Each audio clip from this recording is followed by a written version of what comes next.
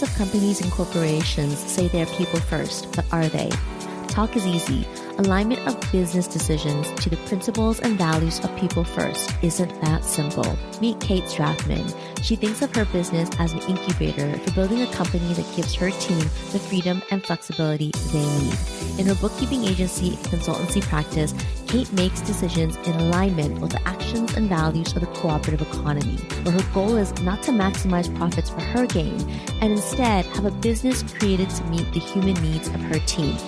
In my insightful conversation with Kate about building an agency to provide more flexibility, freedom, and care for her team, we lean into how Kate approaches compensation, the processes that protect her team's time freedom, how she hires for cultural fits, and why she prefers a slow and low-pressure onboarding and training process. Stay tuned. To the Small But Mighty Agency podcast. If you're a creative consultant or agency owner who wants to know what the roller coaster ride really looks like to grow your business from one to many, you're in the right place. My guest and I pull back the curtains on the realities of growing and running agencies of different sizes and what it takes to build a team. And if you're anything like me, you want more than the highlight reel. You want to learn from the mistakes of others so that you can stop short of making the same mistakes. I'm your host, Audrey Joy Kwan. I spend my days as a coach and consultant to multiple 6- and 7-figure agency owners. For the last 7 years, I've been behind the scenes helping people grow, lead, and operate small but mighty agencies. Here at the Small But Mighty Agency podcast, we'll uncover what works and, equally as important, what didn't work to get these business owners to where they are today. Hi, Kate. I am so excited to have you here. Tell us how you started your bookkeeping and consulting agency. Hi, Audrey. It's good to be here and talk to you today. So the origin story of Wonderwell, we started in around 2012, I believe. And our origin story starts in a coffee shop in South Philadelphia called Shot Tower. And that's where I met my former business partner. We would just go there and co-work all the time. One of my close friends owns the shop. And we met there as frequent workers, coffee shop workers, and started doing projects together. And early on, we were doing more strategic consulting and did more like hard business planning and stuff like that. And the reason why we ended up with a bookkeeping service in our business is as we were doing all the strategic planning and business planning with owners, one of the challenges we kept coming up against is that most people had crappy books and there just weren't a lot of good options out there. So, it was one of those moments where it's like, we could do a better job than this. And so we hired someone, built out a service, and that's sort of the rest is history, I guess, as they say. So it evolved as a sort of co-service to support originally what the primary work we were doing was. And that was how long ago that you started? The bookkeeping side? Yeah. Couldn't tell you. I mean, the business started in 2012. Probably a couple years after that, we started the bookkeeping side. So you've been in business for 8 years. Something like that. Yeah. Yes, 8 years. Okay. I'd love to know, in those 8 years, obviously your team has changed quite a bit. So can you share how your team looked like in the early years and how it looks like now? Yeah, it has changed a bit over the years. I think, early on, we were basically two principals who both did consulting and then hired bookkeeping associates, so folks that would manage the bookkeeping accounts and actually do that work. And then from there, I think with the exit of my former partner and some reconfiguration, it's ebbed and flowed over the years, but currently we're actually in a hiring process. So I'll speak to sort of where we're going to land, I think, which is today where we have 4 people on the bookkeeping team. So that's 3 bookkeeping associates. Everybody manages their own kind of roster of clients. We have a lead on that team, which is our title for folks that have ownership or management over areas of work. We don't have a lot of people management hierarchy or anything like that. It's really more about areas of work management. And then we have a client services and operations lead, which is basically our ops person. And they do a lot of the supporting how client work happens and communication happens. I'm hiring an executive assistant that will work with myself. And then, of course, there's myself. And I sit in the CEO, CMO, and kind of consulting lead seats primarily on the team. And then I also teach and develop programs and all the big ideas work. Thank you. I want to ask you, what are your perspectives on building a team? It's a big question. Yeah, I think, one of the things I think about a lot is the norm in our culture and economy, and in terms of how we think about businesses in particular, is not really about how we're meeting human needs. That's just not the framework. So, and then to the extent that we do, I think within business culture, especially online business culture, or some of the communities you and I are in, when we do talk about needs, it's generally centered around the owner or the founder. So it's a very sort of individualized, shiny snowflake at the top kind of perspective. So that's definitely not the perspective I hold. And I really think about it as a space to support livelihoods, which is both our clients, obviously, because of the kind of work we do. And so we're serving our community and clients in our mission of shifting paradigms for what a business can do and what can be with our services. But then we're also practicing that ourselves. So, I think about my team building as in some ways as an incubator and a project for practicing new ways of being and new ways of being in business, and figuring out experiments that track to kind of our values so that we can build this container that flexibly and robustly supports everyone that works here, which includes myself. But I'm not building it for myself. I'm building it for everybody, as best as we can. Of course. Tell us more about this idea of your business as being an incubator. Yeah, I think, when I use that word, it's intentionally to, I think, signal that we're always in progress in some sense. I don't know what the final destination is, but in some sense it's to, I think, use a word that signifies that, we're in progress and experimentation and kind of continuous learning and growth. And for me, that's about well, what is the point of having a business? What are we trying to really do here? Mm-hmm. And in my case, that's not about maximizing profit for my own gain. Mm-hmm. So, we're in a different paradigm. I spend a lot of time in the cooperative economy, which is a completely different paradigm than that one. And so, some of that's as we do, especially in my work of supporting other owners and figuring out more equitable ways to build teams, or what kind of structures would support a capitalist critical lens in their business and things like that. I'm also running those experiments within Wonderwell. So we have a lot of practices internally about how the team is structured, how our time is structured, all of those things, how money flows through the business.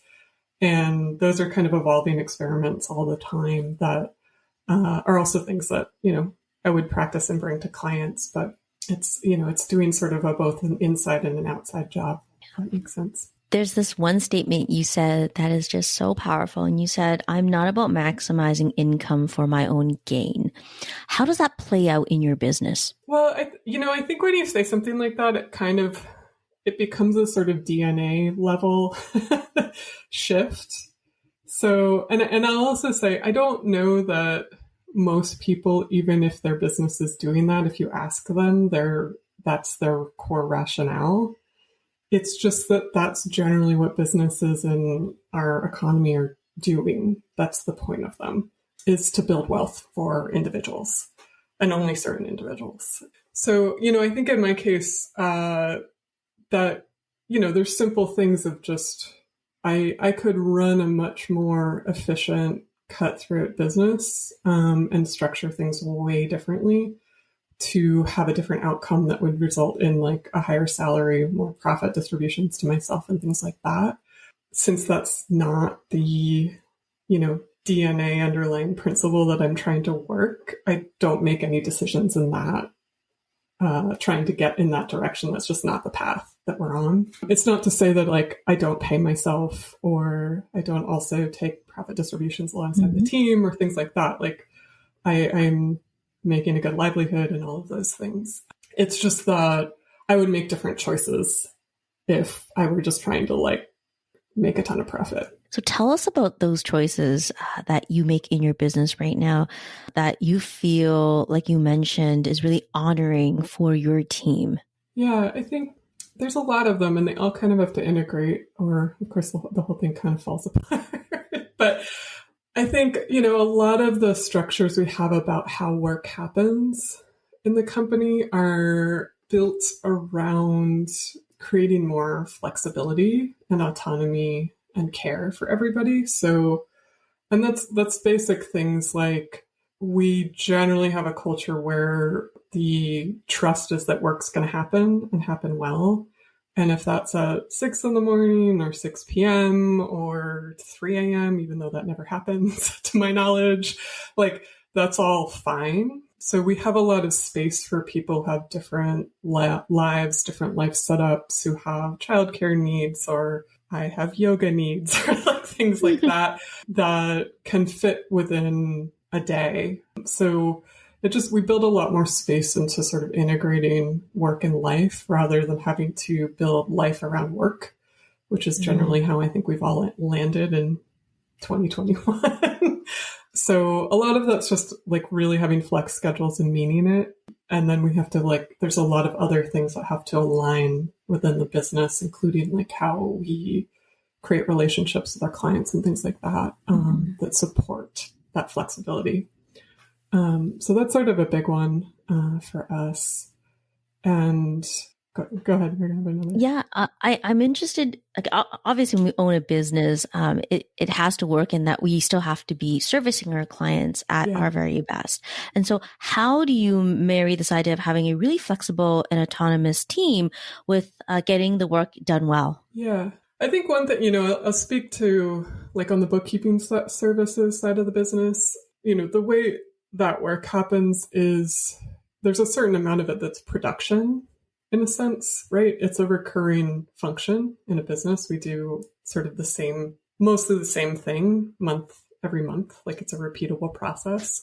So, it functions a little bit differently than other types of work in that sense, like in not being a defined project, but like an ongoing process that we're doing. So in that sense, there's it's a fairly easy thing to know when you're done and to know when you've done it well. It's a pretty concrete function in a business in that sense. So one way that plays out for us is, we're building how work happens around getting the work done well, not about like having your butt in a seat for a certain number of hours or something like that. Our promise and what we're doing for clients is to get them really clear numbers and well done books.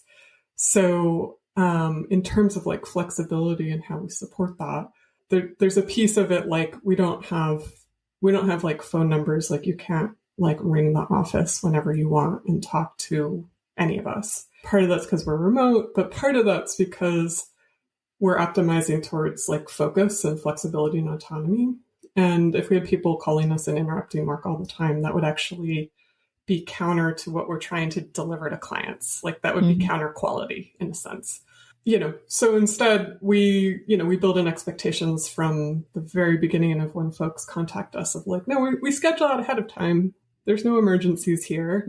We're really focused on doing great work. So we're going to get that to you kind of on our schedules, essentially. And, there's flexibility in there. And obviously we're not unreachable. We're super responsive. But I think some of that's creating like at the company level, guardrails and expectations for how we're in relationships with clients, with each other, how work happens.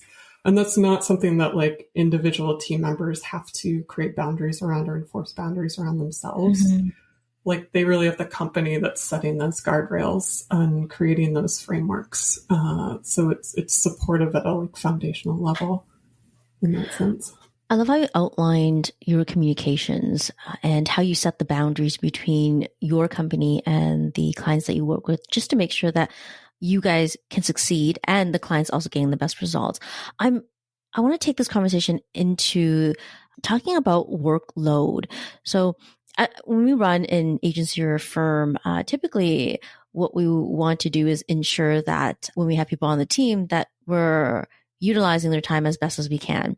And so that equals understanding workload and what is too little, what is too much. How do you determine that in your business? Yeah, so we have a transparent compensation policy. So we have a matrix. So that tracks to different levels of experience, basically, as a framework. And then within that, and again, I'm speaking mostly to the bookkeeping side at this point, even though we do other things. But different people on the team have different client loads. And part of the matrix for compensation tracks to client load. So we have folks that are part-time, and so they're within a certain band of client workload. And then we have a full-time, so it scales, like full-time is sort of the benchmark, and that's within a certain band of like number of clients, client hours, kind of what that workload would look like. And then, it scales down for folks that are part-time or like not going to grow into full-time because they have other stuff going in their lives, things like that. So that sort of sets a benchmark expectation of between, myself ultimately as the owner who's responsible for people's job structures and everybody on the team. That can scale up and down, and it has. We've had to shift gears, especially during the pandemic, because things come up. So that's kind of how we do it. And that's how you get a situation which this happens on our team, where somebody who's full-time could work 20 hours in a week and be done with their work, and that's cool. And can go do whatever they want after that. Yeah. I love that your matrix of compensation is not determined by hours, because typically when we think about matrix of compensation, it's you work this many hours and you get paid this much for those hours that you worked. For you, your matrix of compensation isn't like that. Can you share with us some details and how you came up with this matrix and how you were able not to pin it to how many hours someone sits in a chair? Yeah. Well, so some of that, because we also have transparent compensation on the operations and admin side. It has to work a little bit differently and more based on hours than client load, because there's not really another way to do it that I've figured out yet. So I think part of our being able to do that on that side is, again, back to the bookkeeping is client-based production work. It's direct. They're positions that are directly tied to revenue generation. So it's actually easy to create the system that works in that realm and not in ours. So it wouldn't work, and you couldn't do that with any type of work. It really has to be something, I think, that is tied to revenue generation. Mm-hmm. And then also where employees can have some ownership or stake in how the work gets done. Because there's certain kinds of things that don't work that way. Like bookkeeping, good bookkeepers get more efficient over time. They tend to be, you get faster as you get better. That's sort of how it works as a general trend. So, in a sense, if we were paying everybody hourly, if they got better at their jobs, they'd make less money. Yeah. So I definitely didn't want to do that. So that's part of how we got to this sort of unusual system, which is that, it rewards the things that happen when people are really good at their jobs rather than the opposite. In your people's first paradigm, what I connect with is how you make sure your team is rewarded for quality, speed, and getting better at what they do. In some organizations, the better you get, the more work gets piled on your desk. And in your business, you're very much the opposite. I can see how that inspires your team to want to aim for efficiency and excellence. Yeah. And they might get more, people do get more work as they get better, but it's not, I would say actually one of the funny things that tends to happen on our current team is that I get pushed back because I'm like, are you sure you want more? And they're like, yeah, it's fine. I'm like, okay. Did you know that I have a free team growth roadmap? Imagine if you didn't spend all day, every day in the weeds of running your business. That can mean more flexibility, more freedom, less overwhelm. I created the Team Growth Roadmap to help my clients gain direction on the strategic systems and leadership actions for a streamlined business and a self-managing team to grow your business. Inside the roadmap, I share my compass method, an acronym for each step of the roadmap to get you out of the weeds of running your business and help you have a small but mighty team that gives you more freedom and flexibility. You can get all the details over at audreyjoykwan.com. That's AudreyJoykwan.com, or click the link in the show notes right there in your podcast app. Back to the show. It feels like you have a very unique culture for your business. And so to find the right people to fit that culture requires, I would say, a way of hiring or a hiring process or a hiring system. What does your hiring process or system look like? Yeah. Well, we're slow daters. And right now our hiring process, and I'll say, part of my learning over the years is getting, and this only really comes with experience, I think, is getting more tuned into the kinds of people that are going to be successful in our culture and the kinds of people that will struggle more. Because it's not everybody is well suited to the kind of autonomy and that we have and what that means. So we definitely are looking for folks that have demonstrated strong self-management skills, who have experience in places that they're not super heavily managed, or maybe they've done remote work before, things like that. But because that's a real key. There are people that do really well with external direction and stuff like that. And those people do not do well at our code. It's just not, that support's not there. So that's something we've definitely learned. So right now, what we do, our current process that we're doing for our hires right now, we have a kind of work sample, written test type thing. That's our first stage, after people apply and things like that. We've done that partly because, we're a very writing communication heavy company. We are remote. We do a lot of email, Slack, stuff like that, more than in person and things like that. So it helps us up front on both sides get a sense of you're going to be communicating in writing. And then from there, we do usually 2 rounds of interviews. We do one with myself in leadership, and often the ops lead person will join me on that. And then we do a team round also. Depending on our schedules and stuff, sometimes we'll do the team round first. Sometimes I'll do it first. Just depends. So we do a team interview, and we use the same questions for all of them. I've actually started sending questions ahead of interviews so that people know what we're going to ask them ahead of time. And I also, and this has been really helpful, I think, we have I just did it's a Notion webpage. We have a page that lays out our entire hiring process, and that's in the job postings. So people can see exactly this is what we do. This is what we do. You'll have, if you get to phase 1, it'll be a written test. It'll take about this long.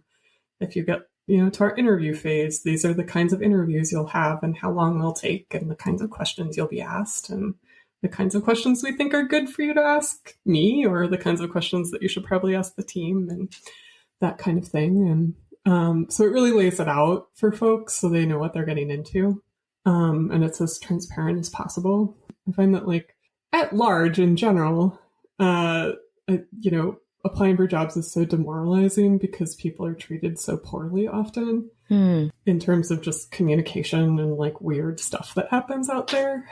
So we definitely are trying not to do that and to treat people well and make sure we're communicating and as best we can and things like that.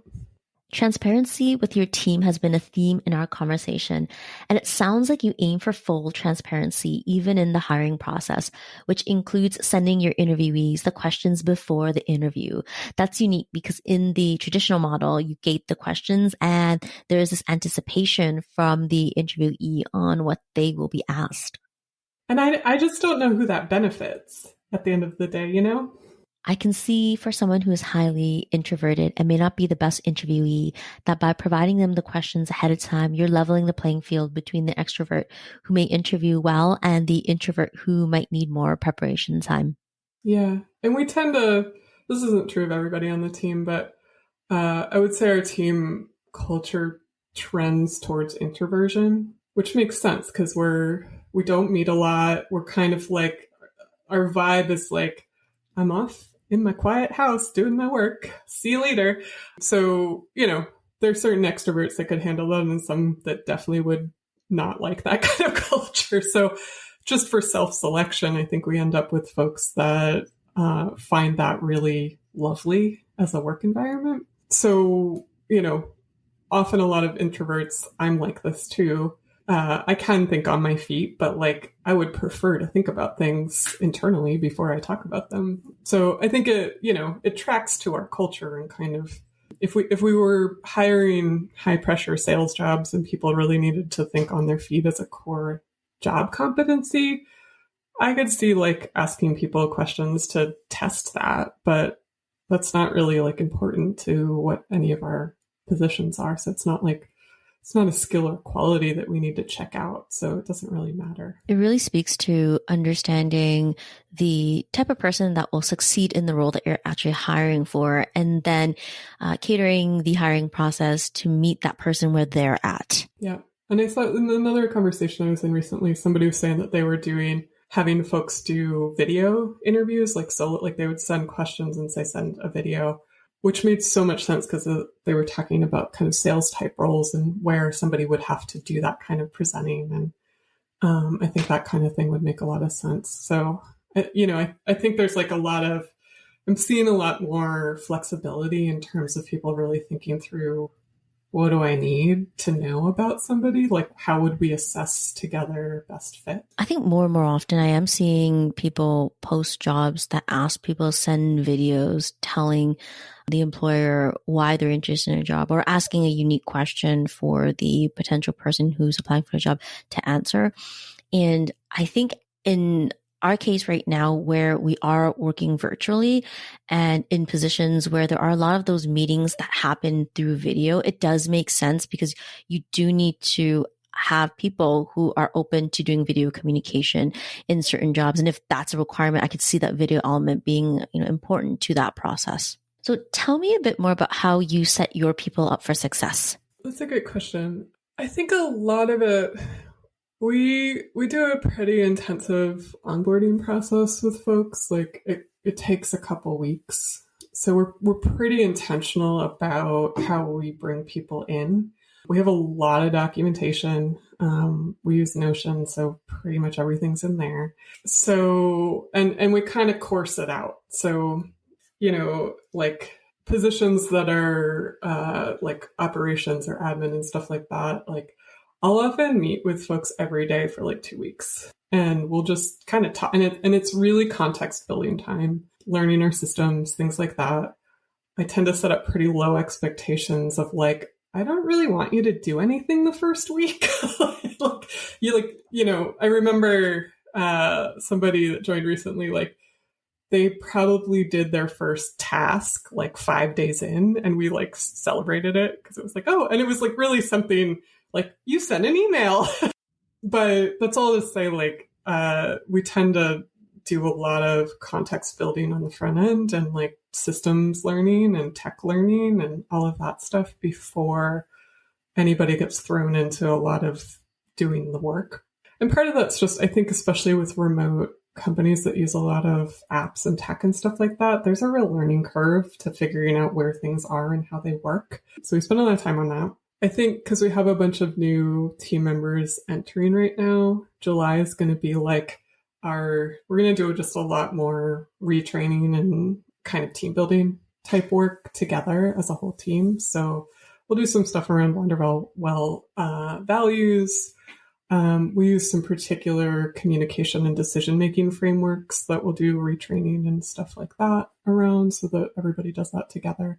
But yeah, we try and be pretty gentle about it. And even when we have new bookkeeping team members come on, like we'll course out their new clients over about a month. So it's like they'll get 2 a week, and we don't like put the whole load on them at once because it takes time to learn new clients and things like that. This concept that you have here, I think everyone needs to hear, because I think this is an idea out there in the business building world that when you hire someone into your business, that onboarding is like 1 day, 8 hours intensive, and then you're done. And that person's trained up and it's time to load Yeah. them with work and let's Yeah. get going. Yeah. Right? I think there's that natural concept out there that people subscribe to about hiring and building a team. And I think what you said here is way more realistic of how to support people for success. And that is having an onboarding process that is a couple of weeks. 'Cause typically, to bring in a full-time employee and really train them up, it takes 3 months. Yep. Yeah, that's what Yeah. I always say. It's like the first month is really, that's the learning. Like we're just getting people into things, and then it takes 2 months to integrate. And then by 3 months, they're like kind of getting it, which is like, I think that's so normal. But yeah, I think the expectation that people can like dive in on their first day, I don't really think that helps anybody.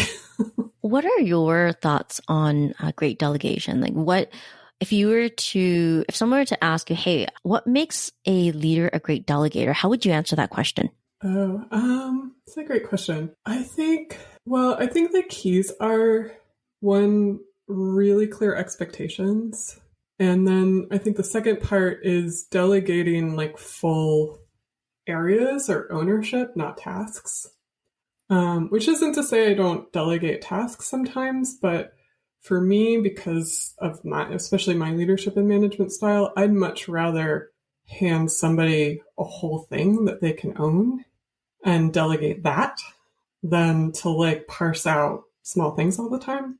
So, I think and this takes time, especially with bringing new teammates on and stuff like that, for people to get a real handle on the extent of their domains and like where does their decision making end, somebody else's begin, things like that. And often it's fuzzy by nature forever. So, I think for what I'm always trying to do is be as clear as I can on expectations. Also have processes for when we get that wrong, because that stuff is not always crystal clear, even despite our best intentions.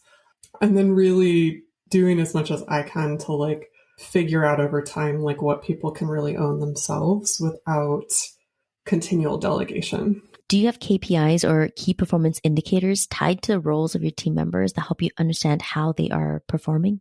We don't have like hard data numbers around stuff like that. I think it's an area that is on my list to sort of collectively develop further in the coming year or so. But no, I mean, there's certain ways that depending on the role that happens naturally. Like there's certainly like the folks that work most closely with me, like the operations role or like an EA or something like that. We generally have like shared priorities and, things that are pretty clearly outlined that track to company strategy, that are, 3-month, 6-month kind of things. So that's kind of how we track to that. And then, within the bookkeeping team, it's a little bit different because the work's ongoing. So some of that's just about like learning new skills or technical development or stuff like that, or new areas of leadership, things like that, which tends to happen all the time in our work culture because we're very creative and problem solving focused.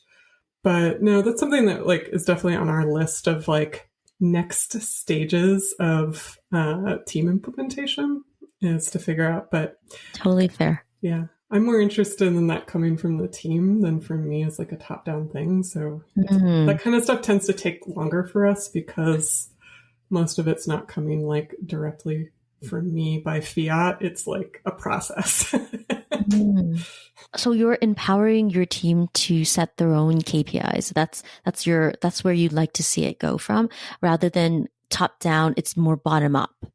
Yeah, because I certainly can provide reflection for people as they can for me about like things that I see or growth areas, but I don't know that that's all the most helpful thing.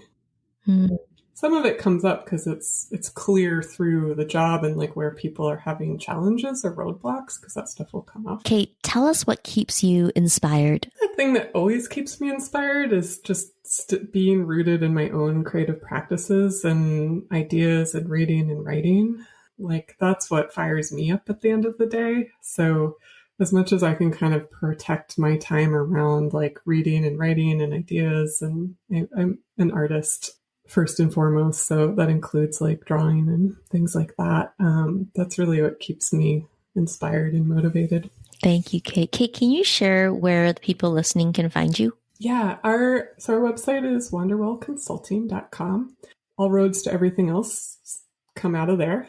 I have a email newsletter that I actually haven't written to in probably 5 months, but I'm scheduled to next week. But that's where I talk about a lot of our sort of ethos and different ideas about leadership and doing business differently and things like that.